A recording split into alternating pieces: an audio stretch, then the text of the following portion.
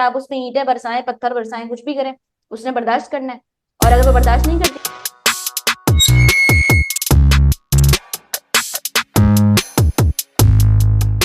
आप बहुत बड़े लेवल पे भी ना जाएं, छोटे से घरों में भी अगर कोई बच्ची अपनी हक के लिए भी कोई जुमला बोल दे कि वो कहे कि मुझे ये सब्जेक्ट नहीं पढ़ना है या इस बंदे से शादी नहीं करनी, ये जी बहुत बिल्कुल। कॉमन सी बात कर रही हूँ मैं, इसलिए कि बहुत लोअर सोसाइटी या हमारे हम्म। मिडिल घरानों में ये चीजें बहुत कॉमन होने लगी कि अब बच्चियां बोलने लगी हैं कि हम इस बंदे से शादी नहीं करनी या हमें ये चीज नहीं पढ़नी या हमें ये लाइन नहीं ज्वाइन करनी।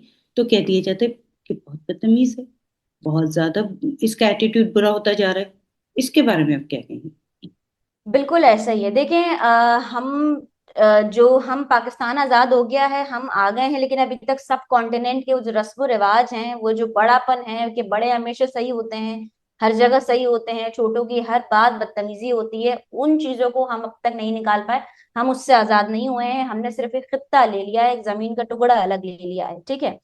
तो बिल्कुल ऐसा ही है कि जब भी हम बात करते हैं, खास करके खवातीन जब बात करती हैं, तो बोलने वाली औरत बुरी लगती है आपको।